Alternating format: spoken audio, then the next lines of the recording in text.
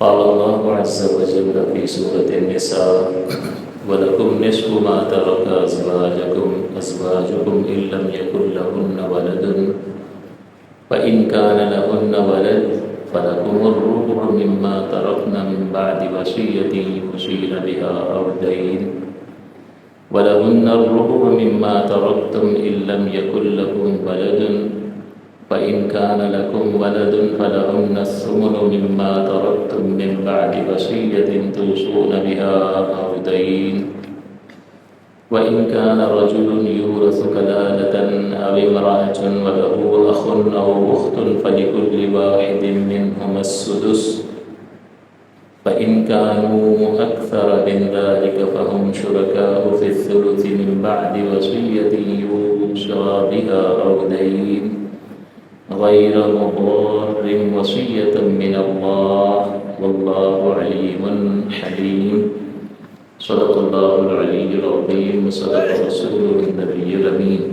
سورہ النساء کی آیت نمبر 12 جو آیت نمبر 11 کی طرح ہی طویل ہے اور اس میں ورثہ کے حقوق کو بیان کیا گیا ہے۔ چنانچہ اس آیت مبارکہ میں اللہ تعالیٰ نے شوہر کے حصوں کو بیان فرمایا، بیوی کے حصوں کو بیان فرمایا، اور ایسا شخص کہ جس کے والدین نہ ہوں اور کوئی اولاد نہ ہو اس کی، تو پھر بھائی بہنوں کا حصہ ہوتا ہے، تو ان میں سے خیافی بھائی بہنوں کا حصہ بیان کیا ہے۔ تو شوہر، بیوی اور خیافی بھائی بہنوں کا حصہ اللہ تعالیٰ نے سورہ نساء کی اس آیت مبارکہ میں بیان فرمایا۔ چنانچہ ارشاد فرمایا وَلَكُمْ نِصْفُ مَا تَرَكَ أَزْوَاجُكُمْ، اور تمہارے لیے نصف ہے اس کا جو چھوڑ جائیں تمہاری بیویاں۔ اس کا مطلب یہ ہے کہ شوہر کے لیے بیوی کی جائیداد میں سے نصف حصہ ہوتا ہے، لیکن اس کے لیے شرط ہے إِن لَمْ يَكُنْ لَهُنَّ وَلَدٌ، اگر بیوی کی کوئی اولاد نہ ہو، چاہے اس شوہر سے نہ ہو یا پہلے اس کا نکاح ہو چکا ہو اور وہاں سے بھی اس کی کوئی اولاد نہ ہو، یہ اس کی دوسری شادی ہو اور اب اس کا انتقال ہوا تو شوہر موجود ہے، تو اگر بیوی کی کوئی اولاد موجود نہیں ہوگی تو شوہر کو نصف ملے گا۔ یعنی مثال کے طور پر اگر اس نے 10 لاکھ روپے چھوڑے ہیں تو شوہر کو 5 لاکھ روپے مل جائیں گے۔ یعنی شوہر کے حصے پر میت کی اولاد کے ہونے اور نہ ہونے سے فرق پڑتا ہے، تو اگر اولاد نہیں ہے تو شوہر کو نصف ملے گا۔ مزید فرمایا فَإِن كَانَ لَهُنَّ وَلَدٌ، پس اگر ہو ان کے لیے کوئی اولاد، یعنی بیویوں کی اولاد ہو، فَلَكُمُ الرُّبُعُ مِمَّا تَرَكْنَا، تو تمہارے لیے یعنی شوہروں کے لیے ربع ہے، یعنی 25%، چوتھائی حصہ ہے اس مال میں جو انہوں نے چھوڑا۔ یہاں پر مما ترکنا اور پیچھے بھی ما ترکا، اور اس سے پہلی آیات میں بھی ترک کا لفظ آیا ہے، تو اس سے یہ بات واضح ہو جاتی ہے کہ وارث وہی شخص بنے گا، یعنی کسی بھی شخص کا مال اس وقت مال وراثت بنے گا جب وہ انتقال کر جائے گا، کیونکہ یہ ما ترک فرمایا ہے، تو ترک کا مطلب ایسا تو نہیں ہے کہ گھر میں چھوڑ کر گیا ہو کام سے کسی اور یہاں پیچھے گھر والے اس کا ترکہ تقسیم کر لیں، ایسا تو نہیں ہوگا۔ یہاں چھوڑنے سے کیا مراد ہے؟ تو یہاں جو چھوڑنے سے مراد ہے کہ انتقال کر گیا اور پیچھے اپنا مال چھوڑ گیا، تو اس کا مطلب یہ ہے کہ یہ سارے حصے جو اللہ تعالیٰ نے بیان فرمائے ہیں یہ انتقال کے بعد کی بات ہے، لہٰذا اس کا نتیجہ یہ نکلے گا کہ کسی بھی شخص کا مال وراثت یا طریقہ اس کے انتقال کے بعد بنتا، اور اس سے یہ بھی اس سوال کا بھی جواب مل جائے گا کہ کوئی بھی ممکنہ وارث یہ نہیں کہہ سکتا کہ مجھے زندگی میں حصہ دے دے، بھائی کوئی حصہ نہیں ہے تمہارا۔ اس طرح تو دیکھیں شوہر کا بھی حصہ ہے نا، بیوی کی جائیداد میں آدھی جائیداد شوہر کی ہے اگر بیوی کی اولاد نہ ہو، اگر اولاد ہو تو 25% ہے، تو شوہر کہے مجھے ابھی زندگی میں دے دو، یہ کیا تک بنتا ہے؟ کوئی مطالبہ نہیں ہے، کوئی حق ہی نہیں ہے، کیونکہ یہ حق کی وراثت تو مرنے کے بعد ثابت ہوتا ہے اور مال تقسیم ہوتا ہو سکتا ہے شوہر پہلے انتقال کر جائے، اگرچہ بیوی بیمار ہو، اچانک اس کی حادثے میں موت ہو سکتی ہے، سب ممکن۔ اسی طرح بیوی بھی کہہ سکتی ہے، آگے بیوی کا بھی حصہ بیان ہو رہا ہے۔ اسی طرح اس سے پہلی آیت میں بیٹی کا حصہ بیان ہوا، اسی طرح بیٹے کا حصہ بیان ہوا کہ بیٹا بیٹی ہوں گے تو بیٹے کو 2 حصے اور بیٹی کو 1 حصہ ملے گا، لیکن کب؟ جب وہ شخص انتقال کر جائے گا۔ تو زندگی میں کوئی بھی مطالبہ نہیں ہے، کسی کا کوئی حصہ نہیں ہے، جس کا جو مال ہے وہ اس ہی کا ہے، وہ اس مال کے ساتھ جو مرضی کرے، وہ اپنی ذات پہ خرچ کرے، کسی کو دے، یہ اس کا اختیار ہے۔ ہاں، انتقال کے بعد پھر شریعت کا قانون نافذ ہوگا اور پھر شریعت کے تقاضے کے مطابق تقسیم کی جائے گی۔ یہاں پر ایک اور بات سمجھنے کی ہے کہ مجھے اکثر لوگ یہ میسج کرتے ہیں کہ باپ 4 بیٹیاں پیدا کر کے مر گیا، یعنی وہ اس طرح کے الفاظ لکھ کر میسج کرتے ہیں، اور ہم نے جو ہے ذمہ داری اٹھائی، بھائی کہہ رہا ہے، کما کے دیا، ان کی شادیاں کی، سب کچھ کیا، اور اب بڑی مشکل سے اپنی شادی کی ہے، تو اب بہن جو ہے اس گھر میں جو والد صاحب چھوڑ کر گئے ہیں حصہ مانگ رہی ہے۔ کتنی خود غرض ہو، یہ کیا اس کو مانگنا چاہیے؟ تو سب سے پہلی بات یہ ہے کہ ہم شریعت سیکھتے نہیں ہیں، ہم اپنے حساب سے سارے کام کر جاتے ہیں اور پھر رونا رو رہے ہوتے ہیں۔ آپ کو کس نے کہا تھا کہ بہن کی شادی کرنا آپ پر لازم اور ضروری ہے؟ آپ کی ذمہ داری نہیں تھی، تو آپ نے کیوں اتنا بوجھ اپنے اوپر لیا اور اس کو ذمہ داری سمجھا اور آپ نے اس کو پورا کیا؟ آپ پر نہیں تھا، وہ والد صاحب کی اولاد تھی، والد صاحب کی ذمہ داری تھی کہ وہ ان کا نان نفقہ اور ان کا جو بھی انتظام ہے وہ والد صاحب کرتے، تو والد صاحب نے اگر نہیں کیا تو آپ پر ذمہ داری عائد نہیں ہوتی تھی۔ ہاں، یہ ضرور ہے کہ کھانے پینے کے خرچے کے اعتبار سے اگر کچھ نہ ہو اور والد صاحب بھی پورا نہ کر پا رہے ہوں تو الگ بات ہے کہ چلو یہ گزارے کی روزی جو نفقہ ہوتا ہے اس اعتبار سے پھر یہ ان پر لازم ہو جاتا ہے جو وارث بننے والے ہوتے ہیں۔ لیکن مسئلہ یہ ہے کہ جب شریعت نے آپ کو کہا ہی نہیں تھا اور آپ نے اپنی مرضی سے یہ سارے کارنامے کیے ہیں، اور پھر اب آپ چاہتے ہو کہ جو آپ نے کیا اس کے بدلے میں وہ اپنا حق وراثت چھوڑ دے، تو اگر وہ چھوڑنا چاہے تو چھوڑ دے، لیکن نہیں چھوڑ رہی ہے اور مطالبہ کر رہی ہے تو یہ حق وراثت تو پورا کرنا پڑے گا۔ حتیٰ کہ اس کے بارے میں فقہا نے یہ بھی لکھا کہ اگر کوئی وارث یہ کہے کہ مجھے میرا حصہ نہیں چاہیے تم رکھ لو، تب بھی معاف نہیں ہوگا، باقی رہے گا، اور یہ جب چاہے اس حصے کا مطالبہ کر سکتا ہے، اور اگر یہ مر گیا تو اس کی اولاد بھی مطالبہ کر سکتی ہے، کیونکہ یہ حق شرع ہے۔ حق شرع کا مطلب یہ ہوتا ہے کہ یہ اللہ کا حق ہے۔ آپ کے ذہن میں خیال آئے گا کہ یار یہ بندے کا حق نہیں ہے اس کو طریقے سے حصہ ملنا، تو یہ بظاہر تو بندے کا حق لگ رہا ہے۔ بندے کا حق ضرور ہے کہ اس کو وراثت سے حصہ مل رہا ہے، لیکن یہ جو اللہ تعالیٰ نے حکم دیا ہے نا، اس کو نصف دو، اس کو 2/3 دو، اس کو ربع دے دو، 25%، یہ جو ارشادات اللہ تعالیٰ کے ہیں یہ حق شرع ہے، اور یہ دینے سے ہی پورے ہوں گے۔ تو پہلے تقسیم کرنی ہوگی، حصے دار کو اس کا حصہ دینا ہوگا، اور حصہ دینے کے بعد پھر وہ مرضی ہے، جس کو چاہے دے دے، واپس کر دے، اپنے بھائی کو دے دے، کوئی بات نہیں، پھر وہ اس کا اختیار ہے۔ لیکن تقسیم سے پہلے اگر معاف کرے گی تو معاف نہیں ہوگا، حتیٰ کہ واضح طور پر بھی کہہ دے کہ مجھے اپنا حصہ نہیں چاہیے، میں دستبردار ہوتی ہوں یا ہوتا ہوں، میرا بھائی جو ہے تنگ دست ہے، میں اس کے حق میں دستبردار ہوتا ہوں، یہ دستبرداری شرعاً قابل قبول نہیں ہے، کیونکہ حق شرع پورا نہیں ہوا ہے۔ تقسیم کے بعد وہ جو مرضی کرے۔ تو 2-3 چیزیں اس ضمن میں آپ کو بتا دیں کہ مال وراثت اسی وقت بنے گا کہ جب اس شخص کا کسی کا انتقال ہو جائے گا، تب مال وراثت، لہٰذا زندگی میں کوئی بھی مطالبہ نہیں کر سکتا۔ اس آیت پاک میں اللہ تعالیٰ نے شوہر کا حصہ بیان فرمایا کہ بیوی کی اگر اولاد نہیں ہوگی تو شوہر کو نصف ملے گا، آدھی جائیداد، اور اگر بیوی کی اولاد ہوگی تو شوہر کو ربع ملے گا، یعنی 25%، 25% اس کو حصہ ملے گا۔ مما ترکنا، اس مال میں سے جو چھوڑا ہو بیوی نے، من بعد وصیت یوصین بہا او دین، بعد اس کے کہ جو وصیت کی تھی میت نے یعنی بیوی نے، یا قرضہ۔ تو یہ آپ کو بتا دیا کہ جب بھی کوئی شخص انتقال کرتا ہے تو 4 حقوق اس کے مال کے ساتھ وابستہ ہو جاتے ہیں، اور یہ ترتیب بار ہوتے ہیں۔ سب سے پہلے تجہیز و تکفین اسی کے مال سے کی جائے گی، دوسرا قرض ادا کیا جائے گا، اور تیسرا اگر میت نے کسی غیر وارث کے حق میں کوئی وصیت کی ہے کہ بھئی فلاں اتنا مال فلاں کو دے دینا، تو یہ وصیت 1/3 تک پوری کی جائے گی، 1/3 مال تک وصیت پوری کی جائے گی، اور اس کے بعد جو بچ جائے گا ان 3 چیزوں کو ادا کرنے کے بعد وہ طریقہ کہلائے گا، اور پھر اس کو قانون کے مطابق، شرعی ضابطوں کے مطابق ورثاء میں تقسیم کر دیا جائے گا۔ تو یہاں پر بھی فرمایا کہ یہ جو ہم حصے بتا رہے ہیں کہ شوہر کا نصف ہے یا شوہر کا 25% ہے، یہ اس وقت ہے کہ جب قرض ادا کر دیا گیا ہو، اور اگر اس نے کوئی وصیت کی ہو تو وہ وصیت بھی پوری کر دی گئی ہو۔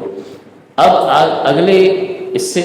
آیت کے اگلے حصے میں اللہ تعالیٰ نے بیوی کا حصہ بیان کیا کہ شوہر کا انتقال ہو گیا تو بیوی کو کیا ملے گا۔ تو اللہ تعالیٰ فرماتا ہے وَلَهُنَّ الرُّبُعُ مِمَّا تَرَكْتُمْ، یہ بیویوں کے لیے، ان کے لیے ربع ہے، یعنی 25% ہے، مما ترکتم، اس مال میں سے جو چھوڑ جاؤ تم، ان لم یکن لکم ولد، اگر نہ ہو تمہاری کوئی اولاد۔ تو اگر میت کی کوئی اولاد ہوگی، بیٹا بیٹی، پوتا پوتی، پوتے کا بیٹا، اس کا بیٹا، اس کا بیٹا، تو یہ اگر اس کی میت کی اولاد ہوگی تو پھر بیوی کو 12.5% ملے گا، 8واں حصہ، اور اگر میت کی کوئی اولاد نہیں ہوگی تو بیوی کو 25% ملے گا۔ لہذا شوہر جو کچھ بھی چھوڑ کے گیا ہے، تو اگر اولاد موجود ہے تو 12.5% میں وہ ہر چیز میں پارٹنر ہوگی۔ مکان شوہر کا ہے، 12.5% حصہ مکان میں اس کا ہے۔ شوہر کی گاڑیاں ہیں، جتنی بھی گاڑیاں ہوں گی 12.5% اس کا حصہ ہے۔ شوہر کا جو کچھ بھی چھوڑا ہوا، اس کا لباس ہے، اس کی گھڑیاں ہیں، جو بھی اس کے استعمال کی چیزیں ہیں، اس میں بھی تمام وارثوں کا حصہ ہے۔ ایسا نہیں ہے کہ کوئی ایک وارث اس کو استعمال کرنا شروع کر دے، دیگر ورثاء کی اجازت کے بغیر اب اس مال میں کوئی ایک شخص تصرف نہیں کر سکتا۔ ایسا نہیں کہ صبح جا کے دکان کا شٹر کھڑا کر کے کاروبار کرنے لگ جائے۔ پہلے آپ کو ورثاء کو بٹھانا ہوگا اور ان کو ساری بات کہ بھئی یہ والد صاحب کا انتقال ہوا، یہ ساری چیزیں والد صاحب چھوڑ کر گئے ہیں، اور شرعی یہ حق بنتا ہے، اور اب آپ اجازت دیں تو اس کاروبار کو آگے جاری رکھا جائے، ورنہ اگر آپ کو حصہ چاہیے تو ہم اس کو فروخت کر کے تقسیم کر لیتے ہیں، یا کاروبار میں اتنی گنجائش ہے تو کیش پیمنٹ کر دیتے ہیں۔ تو یہ ساری چیزیں پہلے ڈیسائیڈ ہوں گی، اس کے بعد تصرف ہوگا۔ ایک قلم بھی استعمال نہیں کر سکتا کوئی ایک وارث، کیونکہ اس کا اکیلے کا نہیں ہے۔ ایک قلم بھی اگر والد صاحب نے چھوڑا ہے یا میت نے چھوڑا ہے تو اس میں جتنے بھی وارث ہیں وہ سب پارٹنر ہیں، تو ایک پارٹنر دوسرے پارٹنر کی اجازت کے بغیر اس کو استعمال نہیں کرے گا۔ تو جیسے ہی کسی کا انتقال ہو تو فوری طور پر، یا بیماری کی حالت میں ہو اور معلوم ہو کہ وقت قریب ہے، آثار نمایاں ہو جائیں، تو پھر فتویٰ لے لینا چاہیے، اور فتوے کی روشنی میں پھر انتقال کے 3 دن بعد 4 دن بعد اس بات کا فیصلہ کر کے ہر چیز کو سیٹل ڈاؤن۔ آپ کو چیزیں نہیں بیچنی ہے، نہ بیچیں، آپ اکاؤنٹ پہ لکھ لیں کہ بھائی بیوی کا یہ 12.5% ہے، ہر چیز میں 12.5% ہے۔ کاروبار چل رہا ہے، فیکٹری چل رہی ہے، سال کے آخر میں جو نفع ہوگا 12.5% ان کو مل جائے گا، اور باقی جتنی پراپرٹی ہے جب بیچیں گے 12.5% ان کو مل جائے گا، اگر وہ ابھی فی الحال مطالبہ نہیں کر رہی ہیں تو۔ کوئی جگہ کرائے پر دی ہوئی ہے تو اس کا جتنا بھی کرایہ آئے گا وہ تمام وارثوں میں ان کے حصوں کے مطابق تقسیم ہو جائے گا، لہٰذا بیوی کو بھی اس میں سے اولاد کی موجودگی میں 12.5% مل جائے گا۔ تو ہر چیز میں ہر وارث پارٹنر بن جاتا ہے، اور اس میں اس کا حق ہوتا ہے۔ چنانچہ اگر میت کی اولاد نہیں ہے تو بیوی کا حصہ 25% ہے، ربع یعنی چوتھائی، اور اگر میت کی اولاد ہے تو بیوی کو سمن یعنی 8واں حصہ ملے گا، 12.5%۔ اور آگے اللہ تعالیٰ نے ارشاد فرمایا مما ترکتم من بعد وصیۃ توصون بها او دین، بعد اس کے جو وصیت کی ہو تم نے یا قرض۔ تو یہاں پر بھی وہی فرمایا کہ پہلے قرض ادا کریں گے، اور وصیت اگر کی ہوگی غیر وارث کے لیے تو اس کو پورا کرنے کے بعد اب جو بچے گا وہ ورثاء میں تقسیم ہوگا۔ اب تیسری جو حالت یہاں پر ذکر فرمائی شوہر اور بیوی کا حصہ بیان کرنے کے بعد، اب یہاں آپ یہ ایک اور چیز بھی قابل توجہ ہو کہ ایک شخص کا انتقال ہو گیا، اس کی ایک بیوی ہے، ایک بیٹی ہے، اور میت کا ایک بھائی ہے، اور کوئی نہیں ہے، مذکر اولاد نہیں ہے۔ بیوی کو 12.5% ملے گا، بیٹی کو 50% ملے گا، 62.5 ہو گیا، اور 37.5% بھائی کو مل جائے گا، وہ عصبہ بن کر باقی سارا مال لے لے گا، تو 37.5% بھائی کو مل جائے گا۔ اچھا اگر بھائی نہیں ہے، اس کی جگہ چچا ہے، ایک شخص کا انتقال ہوا، اس کی بیوی ہے، ایک بیٹی ہے اور چچا ہے، اور کوئی وارث نہیں ہے، تو اب یہ 37.5% چچا کو مل جائے گا۔ چچا نہیں ہے، چچا کا بیٹا ہے، تو یہ 37.5% چچا کے بیٹے کو مل جائے گا۔ اب آپ خود غور کیجئے کہ چچا کے بیٹے کے بارے میں کوئی آ کے بتائے گا کہ یہ بھی ہے؟ جب وہ فتویٰ لینے کے لیے آئیں گے تو کیا بتائیں گے؟ ایک بیوی ہے میت کی اور ایک بیٹی، تقسیم کیسے ہوگی بتا دیں۔ تو پھر وہ مفتی کا کام ہوتا ہے کہ وہ پوچھتا ہے کہ والدین ہیں میت کے یا نہیں ہیں، کیونکہ والدین ہوں گے تو والدین کا بھی حصہ بنے گا۔ اچھا جی والدین نہیں ہیں، والدین نہیں ہیں تو پھر بھائی بہنوں کے بارے میں پوچھا جائے گا، بھائی بہن ہیں، اگر ہیں تو بھائی بہنوں کا حصہ بنے گا، کیونکہ مذکر اولاد جب نہ ہو اور والد نہ ہو تو پھر بھائی بہنوں کی طرف حصہ جاتا ہے۔ تو اگر بھائی بہن نہیں ہے تو پھر بھائی کا بیٹا، وہ نہیں ہے اس کا بیٹا، اس کا بیٹا، اس کا بیٹا، آگے تک اگر یہ ہوں گے تو ان کو ملے گا، اگر یہ نہیں ہے تو پھر چچا کو ملے گا، چچا نہیں ہے تو چچا کے بیٹے کو، ورنہ اس کے بیٹے کو۔ تو یہ والے رشتہ دار جو ہیں وہ لوگ بتاتے نہیں ہیں، لیکن ظاہر ہے کہ ہمارے پاس جب سوال آتا ہے تو پھر ہم پورا جو پوچھنے والا ہوتا ہے اس سے ساری تفصیل لیتے ہیں اور اس کے مطابق فیصلہ کرتے ہیں۔ اب یہاں پر بندہ کہے گا کہ یار کبھی اس بھتیجے نے آ کے پوچھا تک نہیں اور 37% حصہ لینے کے لیے آ گیا، تو یہ تو شریعت نے اس کو دیا ہے، وہ کہاں آیا ہے؟ یہ تو اللہ نے اس کو دیا ہے اور آپ کو دینا پڑے گا، اور اگر نہیں دیں گے یا اس کو نہیں بتائیں گے، پتہ ہی نہیں چلنے دیں گے، آخرت میں گرفت ہوگی۔ کیونکہ میں نے آپ کو حدیث بارہا سنائی ہے کہ جس شخص نے من قطع میراث وارثہ، کہ جس شخص نے کسی وارث کی میراث کو قطع کیا، کاٹ دیا، قطع اللہ میراثہ من الجنہ، تو اللہ تعالیٰ جنت سے اس کی میراث کو کاٹ دے گا۔ تو یہ بڑا سخت معاملہ ہے، اور حقوق العباد کا مسئلہ ہے، چند ٹکے رکھ کر خود تو خرچ کرے گا نہیں، کتنا خرچ کر لے گا، چھوڑ کے چلا جائے گا، دوسرے مزے کر رہے ہوں گے اور عذاب اس کی جان کو ہوگا، حساب اس نے دینا ہوگا۔ تو یہ بعض اوقات ہمیں ایسا محسوس ہوتا ہے کہ یار یہ بیوی ایک ہی بیٹی ہے، اس کی شادی ہو جائے گی، پھر یہ بیوی کہاں جائے گی؟ تو یہ اللہ کو معلوم نہیں تھا کیا؟ یہ تھا معلوم، اور اس کے باوجود اس نے یہ تقسیم فرمائی ہے، تو بس ٹھیک ہے،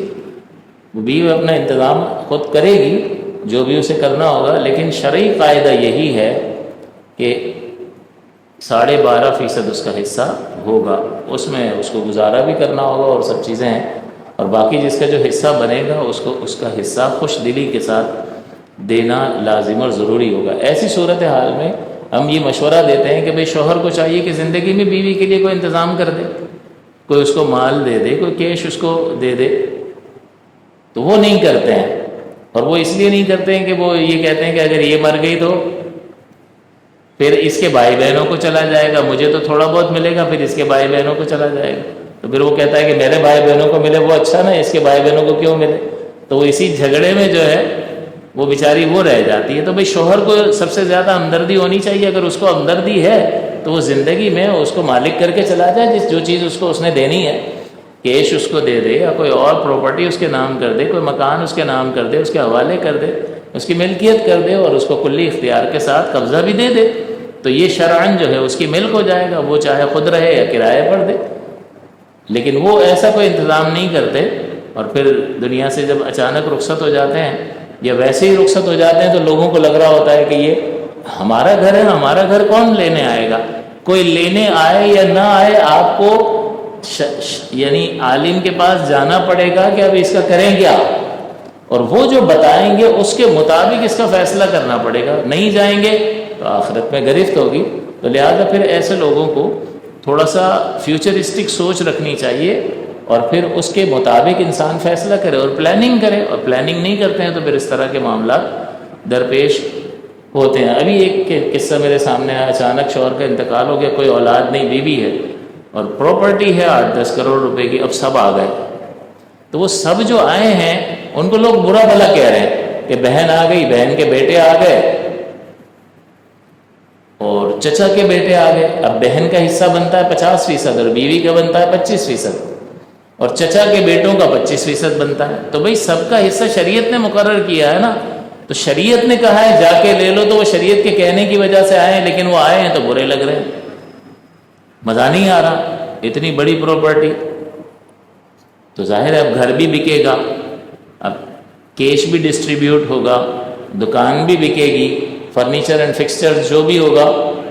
سب کچھ سیل آؤٹ ہوگا، اور پھر اس کے حصے میں جو بھی آئے گا وہ اس کو ملے گا، اور وہ اس کے حساب سے اپنا گزارا کرے گی۔ تو ہم یہ سوچ رہے ہوتے ہیں ہمیں کبھی کچھ ہو ہی نہیں سکتا، ہم مریں گے ہی نہیں، ابھی تو میں ٹھیک ہوں، بالکل تندرست ہوں، اچانک وہ ہارٹ فیل ہوا اور ختم، ایک لمحے میں ختم، اب کچھ نہیں ہو سکتا۔ تو یہ پہلے فیصلہ کرنا چاہیے کہ جب اس طرح کی صورتحال ہو تو پھر حفظ ما تقدم کے طور پر وہ احتیاطی تدابیر کرنی چاہیے۔ تو بہرحال ورنہ اگر نہیں کی تو شرعی قانون یہی ہے، اس پر عمل کرنا لازم اور ضروری ہوگا۔ باقی اللہ پالنے والا ہے، وہی رزاق ہے۔ اگر شوہر کو چھوڑ کے نہ جاتا تو کیا کرتے؟ باپ کو چھوڑ کے نہ جاتا تو کیا کرتے؟ اپنی مدد آپ زندگی گزارتے، تو بس ٹھیک ہے، جو جتنا چھوڑ کے چلے گئے وہ اللہ کی طرف سے آپ انعام سمجھو، باقی اپنی دنیا آپ پیدا کر، اگر زندوں میں ہے۔ ڈاکٹر اقبال نے کہا اپنی دنیا آپ پیدا کر۔ آگے اللہ تعالیٰ نے فرمایا وَإِنْ كَانَ رَجُلٌ يُورَثُ كَلَالَةً أَوْ امْرَأَةٌ، یہاں پر ایک لفظ استعمال ہوا کلالہ کا، کہ کسی ایسے شخص کا ترکہ بٹتا ہو جس کے نہ والدین ہو نہ اولاد ہو۔ تو اس کا مطلب یہ ہے کہ کلالہ ایک ایسے شخص کو کہتے ہیں، اس میت کو کہتے ہیں کہ جس کے والدین بھی نہ ہوں اور جس کی کوئی اولاد بھی نہ ہو، اس کو کلالہ کہا جاتا ہے۔ تو اب کسی ایسے شخص کا انتقال ہو، اس کا مال تقسیم ہوتا ہو تو والدین بھی نہیں ہیں اور اولاد بھی کوئی نہیں ہے، اور اس کے بھائی بہن ہیں تو پھر بھائی بہنوں کی طرف حصہ جاتا ہے۔ اور یہاں پر جن بھائی بہنوں کا حصہ اللہ تعالیٰ نے بیان فرمایا وہ اخیافی بھائی بہن ہیں۔ اخیافی بھائی بہن کا مطلب ہوتا ہے ماں شریک بھائی بہن، ماں ایک ہے باپ مختلف ہیں، ان کو اخیافی بھائی بہن کہتے ہیں۔ تو ایک ایسا شخص کہ جس کے نہ والدین ہیں نہ اس کی کوئی اولاد ہے، لیکن اس کے اخیافی بھائی بہن ہیں، ماں شریک بھائی بہن، تو اللہ تعالیٰ ان کا یہاں پر حصہ ذکر فرما رہا ہے۔ چنانچہ اللہ تعالیٰ نے فرمایا کہ ایسے شخص کا طریقہ بٹتا ہو کہ جس کے ماں باپ اور اولاد جس نے کچھ نہ چھوڑا ہو، وَلَهُ أَخٌ أَوْ أُخْتٌ، اور اس کا بھائی ہو یا اس کی بہن ہو، یعنی ایک بھائی ہو یا ایک بہن ہو، تو اللہ تعالیٰ فرماتا ہے فَلِكُلِّ وَاحِدٍ مِّنْهُمَا السُّدُسُ، تو ان میں سے ہر ایک کے لیے چھٹا حصہ ہوگا۔ یعنی ایک اخیافی بھائی ہو تو اس کو چھٹا حصہ مل جائے گا 16.66%۔ 1,00,000 روپے ہوں گے تو 16,666 روپے اس کو مل جائیں گے۔ یا اگر بھائی نہیں ہے، اخیافی بہن ہے، تب بھی اس کو چھٹا حصہ ملے گا 16,666 روپے 1,00,000 میں سے۔ فَإِنْ كَانُوا أَكْثَرَ مِنْ ذَلِكَ، سوال پیدا ہوتا ہے کہ اگر ایک سے زیادہ اخیافی بھائی بہن ہوں تو ایک میں تو چھٹا حصہ دیا ہے، تو اللہ تعالیٰ فرماتا ہے فَإِنْ كَانُوا أَكْثَرَ مِنْ ذَلِكَ، پس اگر ہوں اس سے زیادہ بھائی بہن، فَهُمْ شُرَكَاءُ فِي الثُّلُثِ، تو وہ تمام شریک ہوں گے ثلث میں۔ اب ان کا حصہ جو ہے چھٹے سے بڑھ کر 1/6 سے بڑھ کر 1/3 بن جائے گا، 1/3 ہو جائے گا۔ یعنی پہلے 16.66% تھا، 16.66، اور تعداد جب بڑھ جائے گی، ایک سے زائد ہوں گے تو 33.33% ان کو ملے گا۔ یہ 33.33% کے حقدار ہوں گے کہ جائیداد کے 3 ٹکڑے کریں گے اور 1 ٹکڑا ان کو دے دیں گے۔ لہذا 1,00,000 اگر وراثت میں چھوڑے ہیں تو 33,333 روپے اخیافی بھائی بہنوں کو مل جائیں گے، اور پھر وہ جتنے بھی ہوں گے آپس میں برابر بانٹ لیں گے۔ ایک اور چیز اللہ تعالیٰ نے یہاں فرمایا ہم شرکاء فی الثلث، کہ یہ اس 1/3 حصے میں شریک ہوں گے۔ اس کا مطلب یہ ہے کہ جو ہم نے پہلے بیٹا بیٹی جمع ہو جائے تو بتایا تھا کہ بیٹے کو 2 حصے اور بیٹی کو 1 حصہ، اسی طرح حقیقی بھائی بہن جمع ہو جائیں، ان کا ذکر آگے آ جائے گا، تو بھائی کو 2 حصے اور بہن کو 1 حصہ، اسی طرح سے تقسیم ہوتی ہے۔ اسی طرح اگر اللاتی بھائی بہن جمع ہو جائیں، اللاتی بھائی بہن آپ کو بتایا تھا کہ باپ ایک ہو اور مائیں مختلف ہوں، ایک آدمی نے 4 شادیاں کی ہیں، چاروں سے ایک بیٹا ہے، تو یہ چاروں آپس میں اللاتی بھائی کہلائیں گے۔ تو یہ اللاتی بھائی بہن ہوں گے تو بھائی کو 2 حصے اور بہن کو 1 حصہ۔ لیکن اخیافی بھائی بہن میں اس طرح تقسیم نہیں ہوتی ہے، کیونکہ اللہ تعالیٰ نے فرمایا ہم شرکاء فی الثلث، کہ یہ اس ثلث میں جو ان کو 1 سے زیادہ ہونے کی صورت میں دیا گیا ہے، یہ اس میں شریک ہیں، اور شریک کا مطلب یہ ہے پارٹنر ہیں، برابر کے شریک ہیں۔ لہٰذا اگر ایک اخیافی بھائی ہو اور ایک اخیافی بہن ہو تو ان کو جو 33% حصہ ملا ہے یہ آدھا آدھا تقسیم ہوگا. یہ نہیں کہ بھائی کو 2 حصے اور بہن کو 1 حصہ. اخیافی بھائی بہنوں میں اس طرح نہیں ہوتا ہے، یہ برابر کے حصے دار ہوتے ہیں. جو بھی ان کو ملتا ہے یہ آدھا آدھا بانٹتے ہیں. اور دوسرے جو بھائی بہن ہوتے ہیں اس میں ہمیشہ بھائی کو 2 حصے ملتے ہیں اور بہن کو 1 حصہ ملتا ہے. تو اخیافی بھائی کا تھوڑا سا یہاں پر اس اعتبار سے حقیقی بھائیوں سے فرق ہے اور اللتی بھائیوں سے فرق ہے. تو اللہ تعالیٰ نے فرمایا فہم شرکاء فی الثلث، اگر یہ 1 سے زیادہ ہوں گے تو یہ ثلث میں یعنی 1/3 میں شریک ہوں گے. من بعد وصیۃ یوصی بہا او دین، بعد اس کے جو وصیت کی ہو میت نے اور جس کی اور قرض. تو وصیت اور قرض کو نکالنے کے بعد غیر مضار، غیر مضار جو فرمایا کہ جس میں نقصان نہ پہنچایا گیا ہو. تو یہ نقصان نہ پہنچایا گیا ہو یہ اچانک لفظ جو آ گیا بیچ میں، اللہ تعالیٰ نے ارشاد فرمایا یہ حصے بیان کرتے کرتے غیر مضار کہ جس میں نقصان نہ پہنچایا گیا ہو. کیا مطلب ہے؟ تو یہاں جو پیچھے وصیت کا جو ذکر ہوا ہے یہ اس کے ضمن میں یہ اللہ تعالیٰ نے ارشاد فرمایا کہ پہلے زمانے میں یہ ہوتا تھا کہ جو شخص مرنے والا ہوتا تھا وہ اپنے مال کی وصیت کسی ایسے انجان شخص کے لیے کر جاتا تھا کہ جو اس کا کچھ بھی رشتہ دار نہیں لگتا ہوتا تھا، اور اس کو جو ہے وہ اپنے لیے ایک بڑے پن کا یعنی ایک بڑا آدمی ہونا تصور کیا جاتا ہے کہ یار کمال کر دیا اس نے، اپنے اولاد کو کچھ نہیں دیا اور اس دور والے آدمی کو جس سے اس کا کوئی دور کا واسطہ نہیں ہے اس کو ساری جائیداد دے کر چلا گیا. تو اس پر فخر محسوس کیا کرتے تھے. عجیب و غریب صورتحال ہے کہ اپنی اولاد نقصان میں ہو وہ بھیک مانگے اور دوسروں کو نواز دیا. تو یہ جو وصیت یہاں پر ذکر کی ہے تو وہ پورے مال کی وصیت کر کے چلے جاتے تھے، اور ایسے شخص کو کہ جو کچھ بھی لگتا نہیں تھا اور اولاد بیٹھی ہوتی تھی. تو اللہ تعالیٰ نے یہاں پر فرمایا جو تم وصیتیں کرو نا اس میں دیکھ لینا غیر مضار، کہ نقصان نہ پہنچایا گیا ہو. اور بعض اوقات ایسا ہوتا تھا کہ یار بھائی وارث بن رہا ہے، اس کو تو میں نے کچھ نہیں دینا، اب کروں کیا؟ تو وہ دوسروں کے قرضے اپنے ذمے میں قبول کر لیتا ہے. ان کو میں نے 50 لاکھ دینے ہیں، ان کو 20 لاکھ دینے ہیں، دینا کچھ نہیں ہوتا. ایسے ہی جھوٹا قرضہ ثابت کر لیا، ان کو 50 لاکھ دینے ہیں، ان کو 30 لاکھ دینے ہیں، ان کو فلاں دینا ہے. تو اکثر مال اس قرضے کے ایکسیپٹنس کی وجہ سے ان کی طرف چلا جاتا ہے، اور بھائی جس کو ملنا چاہیے تھا اس کو نہیں ملا.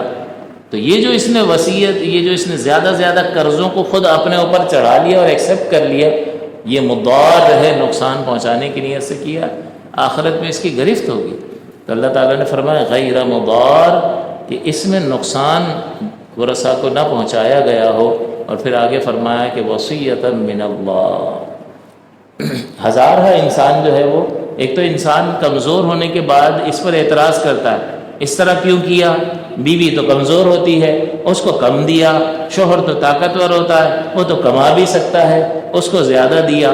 یہ ساری عقلی جو باتیں لوگ نکالتے ہیں ان کو سوچنا چاہیے کہ اس عقل کو بھی اللہ نے ہی پیدا کیا ہے اور اس سارے نظام کائنات کو وہی چلا رہا ہے. تو اس کو پتہ نہیں ہے، ان کو پتہ چل گیا کہ اس کو کم دیا اس کو زیادہ دیا ہے. پہلے بھی آپ کو بتایا تھا کہ بیٹے کا حصہ جو مرد کا زیادہ رکھا ہے اس کی ذمہ داریوں کے اعتبار سے زیادہ رکھا ہے کہ اس کی ذمہ داریاں زیادہ ہوتی ہیں.